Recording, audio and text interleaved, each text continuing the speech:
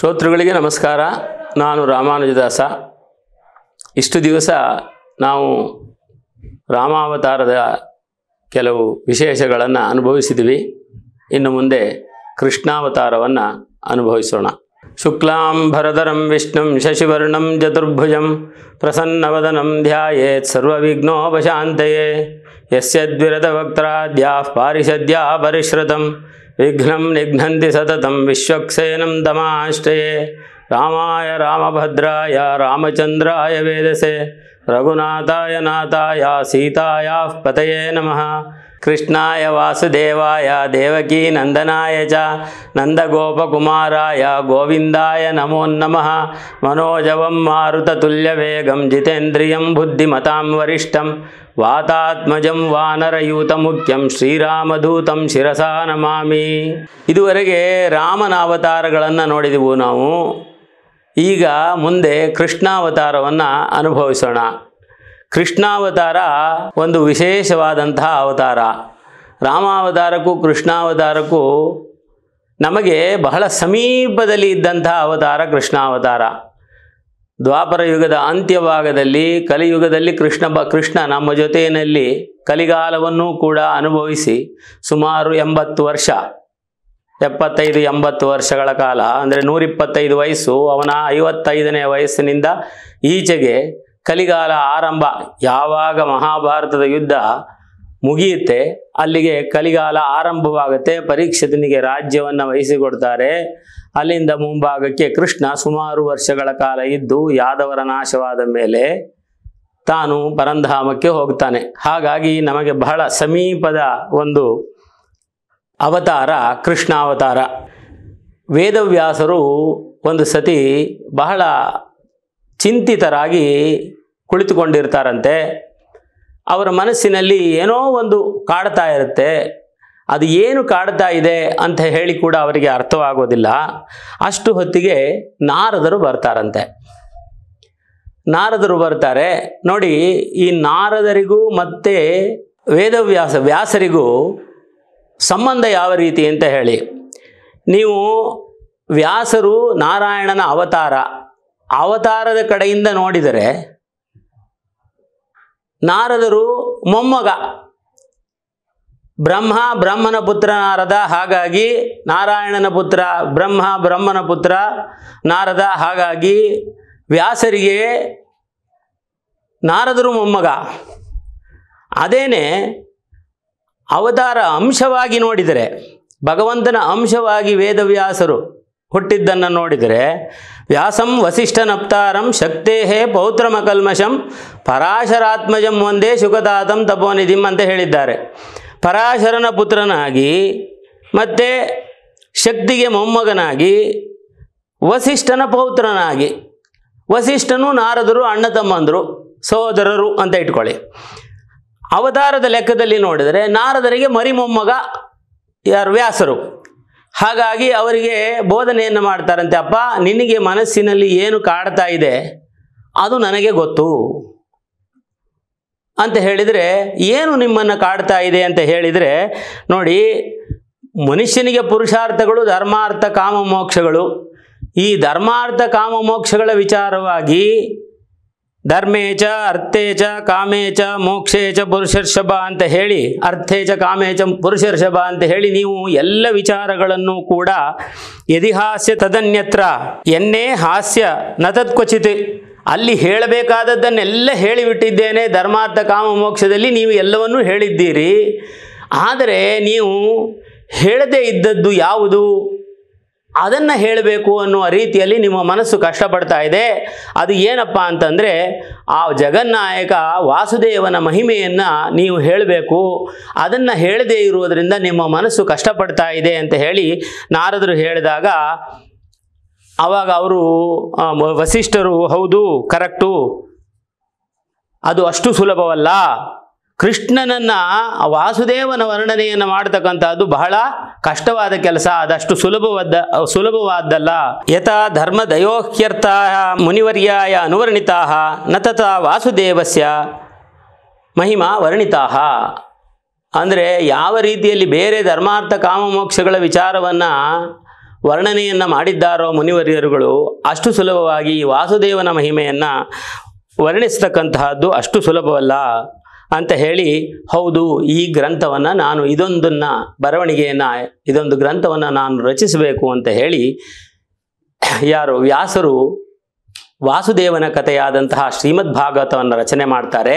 ಆ ಶ್ರೀಮದ್ ಭಾಗವತದಲ್ಲಿ ಆ 9ನೆಯ ಸ್ಕಂದ ಮುಗಿದ ಮೇಲೆ 10ನೆಯ ಸ್ಕಂದದಲ್ಲಿ ಪರೀಕ್ಷಿತ್ ಮಹಾರಾಜ ಶುಕಮಹಾಮುನಿಗಳನ್ನು ಕೇಳಿದ ವಿಚಾರವನ್ನು ಸೂತ ಪುರಾಣಿಕರು ವರ್ಣನೆಯನ್ನು ಮಾಡ್ತಾರೆ. ಪರೀಕ್ಷಿತ ರಾಜ ಈ ಪ್ರಶ್ನೆಗಳನ್ನು ಕೇಳ್ತಾನೆ.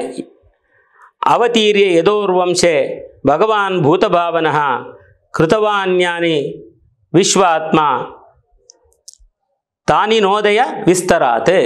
ಅದನ್ನು ನಮಗೆ ವಿಸ್ತಾರವಾಗಿ ಆ ಕೃಷ್ಣನ ಅವತಾರದ ವಿಚಾರವನ್ನು ವಿಸ್ತಾರವಾಗಿ ಹೇಳಿ ಅಂತ ಹೇಳಿ ಪರೀಕ್ಷಿತ ರಾಜ ಕೇಳ್ತಾನೆ.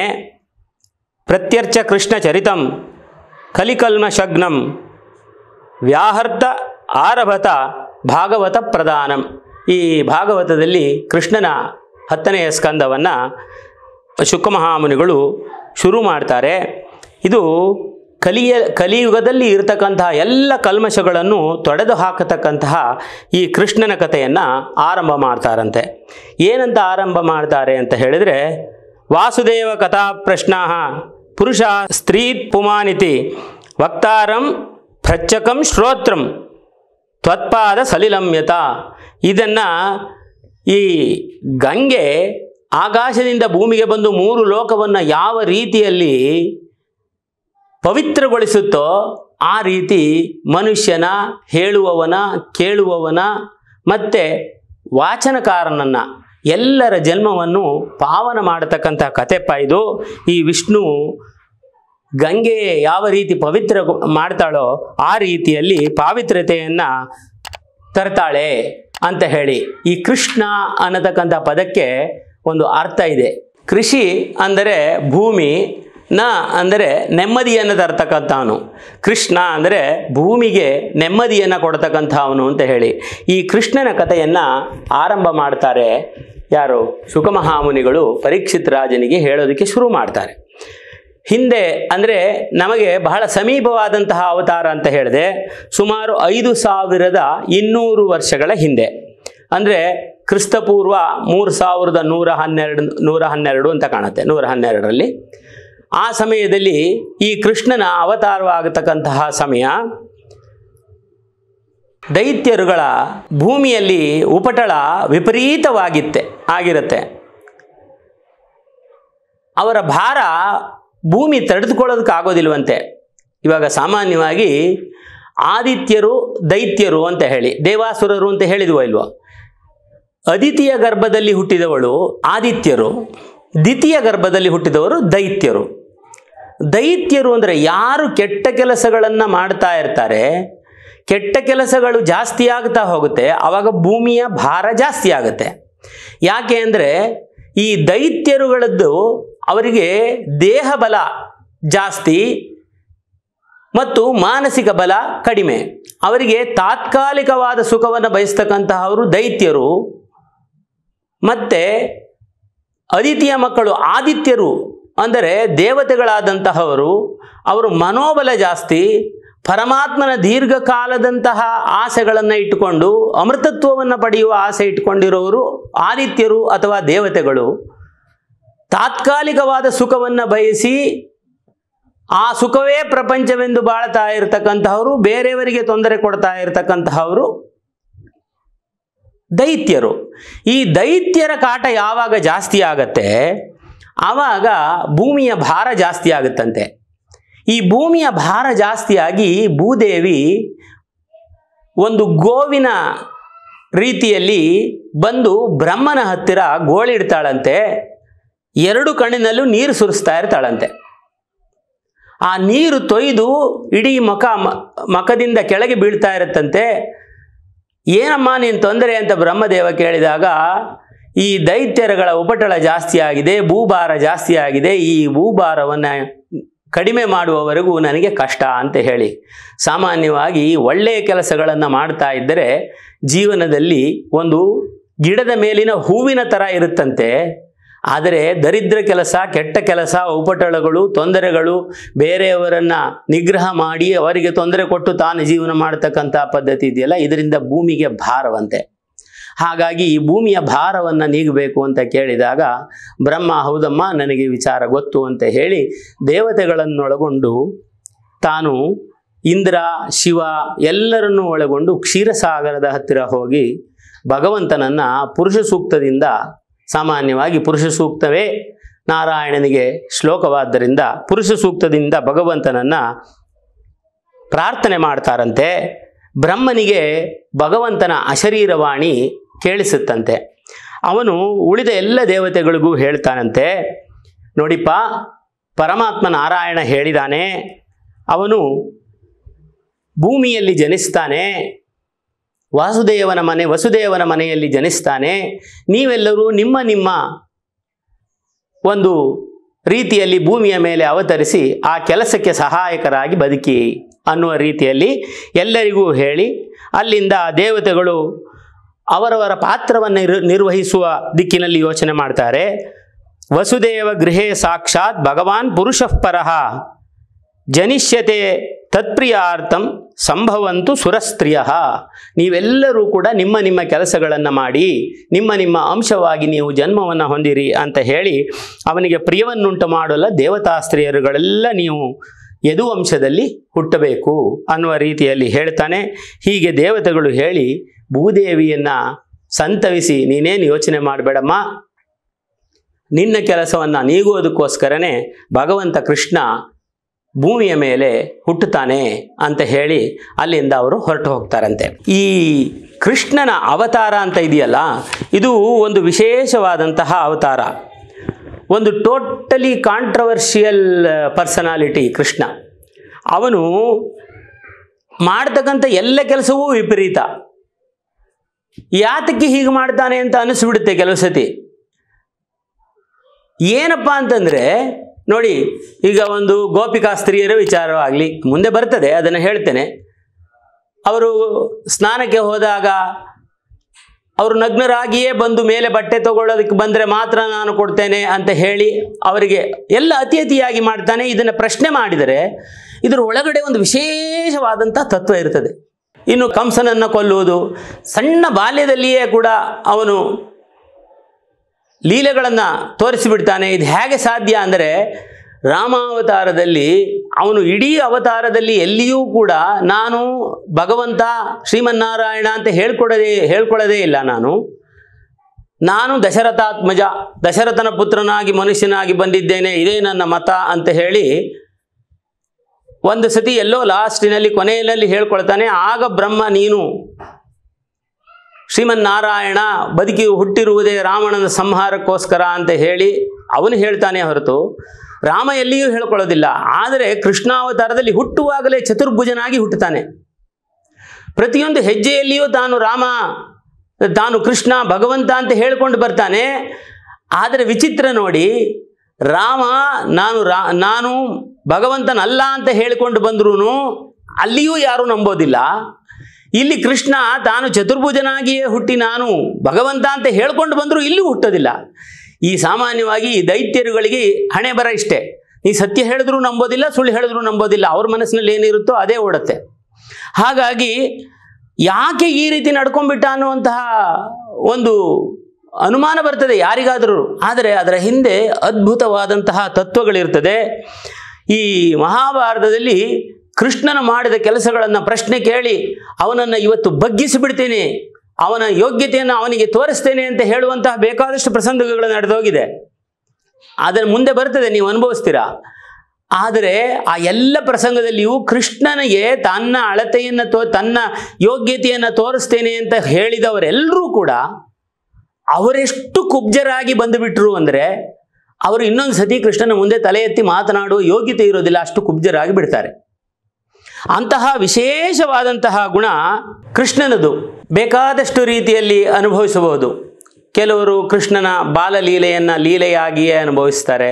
ಕೆಲವರು ಗೋಪಿಕಾ ಸ್ತ್ರೀಯರೊಡನೆ ಅವನ ಆಟಗಳು ಏನಿದೆ ಅದನ್ನೇ ಅನುಭವಿಸ್ತಾರೆ.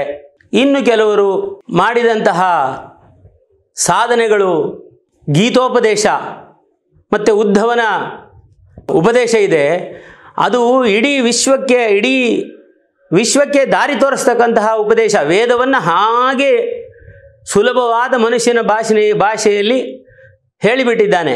ಅದನ್ನು 100ಕ್ಕೆ 90ರಷ್ಟು ಜನ ಬರೀ ಅದನ್ನೇ ಅನುಭವಿಸ್ತಾರೆ, ಗೀತೆಯನ್ನು. ಮತ್ತೆ ಆದರೆ ಅವನದು ಇನ್ನೊಂದು ಮುಖ ಇದೆ, ರಾಜಕೀಯವಾದಂತಹ ತಂತ್ರಗಾರಿಕೆ. ಈ ಕೃಷ್ಣ ರಾಜಕೀಯವಾಗಿ ತಂತ್ರಗಾರಿಕೆಯನ್ನು ಎಷ್ಟು ಚೆನ್ನಾಗಿ ಮಾಡ್ತಾನೆ ಅಂತಂದರೆ, ನೋಡಿ, ರಾಜಕೀಯವಾಗಿ ತಂತ್ರಗಾರಿಕೆ ಅಂದರೆ ಬುದ್ಧಿವಂತಿಕೆ. ಬುದ್ಧಿವಂತರೆಲ್ಲರೂ ಒಳ್ಳೆಯ ತಂತ್ರವನ್ನೇ ಮಾಡ್ತಾರೆ ಅಂತ ಇಲ್ಲ. ಬುದ್ಧಿವಂತರಾದವರು ಅಹಂಕಾರಿಗಳಾಗಿ, ಸ್ವಾರ್ಥಿಗಳಾಗಿ, ಅವರವರ ಕಾರ್ಯಸಾಧನೆಗೆ, ಬೇರೆಯವರ ತೊಂದರೆಗೆ ಬೇಕಾದಷ್ಟು ತಂತ್ರಗಾರಿಕೆಗಳನ್ನು ಮಾಡ್ತಾರೆ. ಆದರೆ ಧರ್ಮದ ಸ್ಥಾಪನೆಗಾಗಿ, ಯಾರೊಬ್ಬರ ಕಣ್ಣಿನಲ್ಲಿಯೂ ನೀರು ಬರಬಾರದು ಅನ್ನುವ ದೃಷ್ಟಿಯಲ್ಲಿ, ರಾಜಕಾರಣವಾಗಿ ಸಾಮಾನ್ಯವಾದ ಮನುಷ್ಯನಿಗೆ ಸಹಾಯವಾಗಬೇಕು ಅಂತ ಆಗಲಿ, ದೀನರಿಗೆ, ದಲಿತರಿಗೆ ಯಾವ ತೊಂದರೆಯೂ ಆಗಬಾರದು ಅನ್ನುವ ರೀತಿಯಲ್ಲಿ ತನ್ನ ತಂತ್ರಗಾರಿಕೆಗಳನ್ನು ಬಳಸಿ ತನ್ನ ಕಾರ್ಯಗಳನ್ನು ಸಾಧನೆ ಮಾಡಿ ನಿರ್ದೋಷಿಗಳಾದಂತಹ ಆ ಪಾಂಡವರ ಕಡೆಗೆ ನಿಂತು ಪಾಂಡವರಿಗೆ ಧರ್ಮದ ಒಂದು ರಾಜ್ಯವನ್ನು ಕಟ್ಟಿಕೊಟ್ಟಂತಹ ಆ ರಾಜಕೀಯ ಇದೆಯಲ್ಲ, ಅದರ ಉಪಯೋಗವನ್ನು ಇವತ್ತು ಸಾಮಾನ್ಯ ರಾಜಕೀಯರು ಬಳಸ್ಕೊಳ್ತಾ ಇಲ್ಲ. ಅದನ್ನು ನಿಜವಾಗಿಯೂ ಬಳಸಿಕೊಳ್ಳಬೇಕಾಗಿರೋದು ಅಲ್ಲಿದೆ. ಹಾಗಾಗಿ ಕೃಷ್ಣನನ್ನು ನಾವು ಬೇಕಾದಷ್ಟು ರೀತಿಯಲ್ಲಿ ನೋಡಬಹುದು. ಇವತ್ತು ಈ ಕೃಷ್ಣನ ಕಥಾಭಾಗವನ್ನು ಶುರು ಮಾಡೋದಕ್ಕೆ ಮೊದಲು ಕೃಷ್ಣನನ್ನು ನಮ್ಮ ವೇದಾಂತ ದೇಶಿಗರು ಯಾವ ರೀತಿ ವರ್ಣನೆ ಮಾಡಿದ್ದಾರೆ ಅನ್ನೋದನ್ನು ನೋಡೋಣ. ಲಕ್ಷ್ಮೀ ನೇತ್ರೋತ್ಪಲ ಶ್ರೀ ಸತತ ಪರಿಚಯಾತ್ ಏಷ ಸಂವರ್ಧಮಾನಃ. ಈ ಲಕ್ಷ್ಮಿ ಇದ್ದಾಳಲ್ಲ, ಅವಳು ಈ ಕಾಡಿಗೆ ಹೆಚ್ಕೊಂಡಿರ್ತಾರಲ್ಲ, ಕನ್ನೈದಿಲೆಯ ಕಾಡಿಗೆ, ತನ್ನ ಕೃಷ್ಣನ ಸೌಂದರ್ಯವನ್ನು ನೋಡಿ ನೋಡಿ ನೋಡಿ ನೋಡಿ ಅವಳ ಕಣ್ಣಿನ ಛಾಯೆಯ ಇದು ಕನ್ನೈದಿಲೆಯ ಕಾಡಿಗೆ ಇದೆಯಲ್ಲ, ಅದು ಕೃಷ್ಣನ ಮೈಗೆ ಹತ್ಕೊಂಡ್ಬಿಡ್ತಂತೆ. ಹಾಗಾಗಿ ಕೃಷ್ಣ ಕಪ್ಪಾದ ಅಂತ. ಕೃಷ್ಣ ಅಂದರೆ ಕಪ್ಪು ಅಂತ ಕೂಡ. ನಾಭಿ ನಾಳಿ ಕರಿಂಗಾನ್ ಮಧುಕರ ಪಟಲಿ ದತ್ತಹಸ್ತ ಲಂಬಃ. ಈ ನಾಭಿ ಕಮಲದಿಂದ, ನಾಭಿಯಿಂದ ಕಮಲೋತ್ಪತ್ತಿಯಾಗಿ ಅದರಲ್ಲಿ ಬ್ರಹ್ಮ ಹುಟ್ಟಿದ ಅಂತ ಕೇಳಿದ್ವಲ್ವಾ. ಈ ನಾಭಿ ಕಮಲದಿಂದ, ನಾಭಿ ಕಮಲ ಒಂದೇ ಆಗೋಯ್ತು. ತುಂಬ ದುಂಬಿಗಳಿದ್ವು. ಆ ದುಂಬಿಗಳಿಗೆ ಬೇರೆ ಹೂವುಗಳು ಸಿಕ್ಕದೇನೆ ಆ ಕಮಲವನ್ನು ಆಕ್ರಮಿಸಿದ್ದರಿಂದ ಆ ದುಂಬಿಗಳ ಕಪ್ಪೆಲ್ಲ ಕೃಷ್ಣನ ಶರೀರಕ್ಕೆ ಬಂದು ಬಿಡ್ತಂತೆ. ಅಸ್ಮಾಕಂ ಸಂಪದೋಹಾನ್ ಅವಿರಲ ತುಳಸಿ ತಾಮ ಸಂಜಾತ ಭೂಮಃ. ಈ ಕೃಷ್ಣ ತುಳಸಿಯನ್ನು ಯಾವಾಗಲೂ, ಕೃಷ್ಣ ಅಂದರೆ ತುಳಸಿ, ತುಳಸಿ ಅಂದರೆ ಕೃಷ್ಣ, ಆ ತುಳಸಿಯನ್ನು ಹಾಕ್ಕೊಂಡು ಕೃಷ್ಣ ತುಳಸಿ ಅಂದರೆ ಕಪ್ಪು ತುಳಸಿ ಅಂತ. ಅದರ ತುಳಸಿಯ ಭಾಗವೆಲ್ಲ, ತುಳಸಿಯ ಕಪ್ಪೆಲ್ಲ ಕೃಷ್ಣನ ಮೈಗೆ ಹೋಗಿ ಇನ್ನಷ್ಟು ಕಪ್ಪಾಯ್ತಂತೆ. ಕಾಳಿಂದಿ ಕಾಂತಿಹಾರಿ ಕಲಯತ ವಪುಷಃ ಕಾಳಿಮಾ ಕೈಟಭಾರೆ. ಈ ಕಾಳಿ ನದಿಯ ಕಪ್ಪು ನೀರಿನಲ್ಲಿ ಆ ಕಾಳಿಂಗನ ಮೇಲೆ ನಾಟ್ಯವಾಡ್ತಾ ಆಡ್ತಾ ಮಿಂದು ಮಿಂದು ಮಿಂದು ಅವನು ಮತ್ತಷ್ಟು ಕಪ್ಪಾದ. ಆ ಕೃಷ್ಣನ ಕಪ್ಪಿಗೆ ಕಾರಣ ಏನು ಅಂತ ಹೇಳ್ತಾರೆ. ಈ ಕೃಷ್ಣ ಅವತಾರವನ್ನು ನಾವು ಅನುಭವಿಸಬೇಕು ಸಂಪೂರ್ಣವಾಗಿ. ಈಗ ಇಷ್ಟು ಹೇಳಿ ಏನೇ ಹೇಳಿದರೂ ಕೂಡ ಕೃಷ್ಣನ ಬಗ್ಗೆ, ಕೃಷ್ಣನನ್ನು ನಾವು ನೆನೆಸ್ಕೊಳ್ಳದೆ ಹೋದರೆ ಪ್ರಯೋಜನ ಇಲ್ಲ. ನಾವು ಒಂದು ನಿಮಿಷ ಆ ಭಗವಂತ ಕೃಷ್ಣನನ್ನು, ಈ ಕಲಿಗಾಲದಲ್ಲಿ ಕೃಷ್ಣನನ್ನು ನೆನೆದರೆ ಸಾಕಂತೆ ಎಲ್ಲ ಕಷ್ಟಗಳು ಪರಿಹಾರ ಅಂತ ಹೇಳಿ ಅದ್ಭುತವಾದಂತಹ ಒಂದು ಹಾಡಿದೆ. ಅದನ್ನು ಸ್ವಲ್ಪ ಅನುಭವಿಸೋಣ. ನರ ಜನ್ಮ ಬಂದಾಗ ನಾಲಿಗೆ ಇರುವಾಗ ಕೃಷ್ಣಾಯನಬಾರದೆ. ಕೃಷ್ಣನ ನೆನೆದರೆ ಕಷ್ಟ ಒಂದಿಷ್ಟಿಲ್ಲ ಕೃಷ್ಣಾಯನಬಾರದೆ. ನರ ಜನ್ಮ ಬಂದಾಗ ನಾಲಿಗೆ ಇರುವಾಗ ಕೃಷ್ಣಾಯನಬಾರದೆ. ಕೃಷ್ಣನ ನೆನೆದರೆ ಕಷ್ಟ ಒಂದಿಷ್ಟಿಲ್ಲ ಕೃಷ್ಣಾಯನಬಾರದೆ. ಮಲಗೆದ್ದು ಮೈ ಮುರಿದು ಏಳುತ್ತಲೊಮ್ಮೆ ಕೃಷ್ಣಾಯನಬಾರದೆ. ನಿತ್ಯ ಸುಳಿದಾಡುತ್ತ ಮನೆಯೊಳಗೊಮ್ಮೆ ಕೃಷ್ಣಾಯನಬಾರದೆ. ಸ್ನಾನ ಪಾನ ಜಪದ ಪಂಗಳ ಮಾಡುತ್ತ ಕೃಷ್ಣಾಯನಬಾರದೆ. ಸ್ನಾನ ಪಾನ ಜಪಂಗಳ ಮಾಡುತ್ತ ಕೃಷ್ಣಾಯನಬಾರದೆ. ಶಲ್ಯಾನ್ನ ಷಡ್ರಸ ತಿಂದು ತೃಪ್ತನಾಗಿ ಕೃಷ್ಣಾಯನಬಾರದೆ. ನರಜನ್ಮ ಬಂದಾಗ ನಾಲಿಗೆ ಇರುವಾಗ ಕೃಷ್ಣಾಯನಬಾರದೆ. ಕೃಷ್ಣನ ನೆನೆದರೆ ಕಷ್ಟ ಒಂದಿಷ್ಟಿಲ್ಲ ಕೃಷ್ಣಾಯನಬಾರದೆ.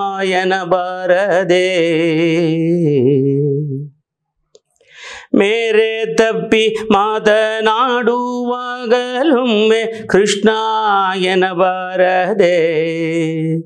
ದಾರಿಯು ತಪ್ಪಿ ನಡೆವಾಗ ಭಾರವ ಹೊರೆವಾಗ, ದಾರಿಯ ನಡೆವಾಗ ಭಾರವ ಹೊರವಾಗ ಕೃಷ್ಣಾಯನಬಾರದೆ. ಗಂಧವ ಪೂಸಿ ತಾಂಬೂಲ ಮೆಲುವಾಗ ಕೃಷ್ಣಾಯನಬಾರದೆ. ಮಂದಗಮನೆ ಕೂಡಿ ಸರಸವ ನಾಡುವಲು ಕೃಷ್ಣಾಯನಬಾರದೆ.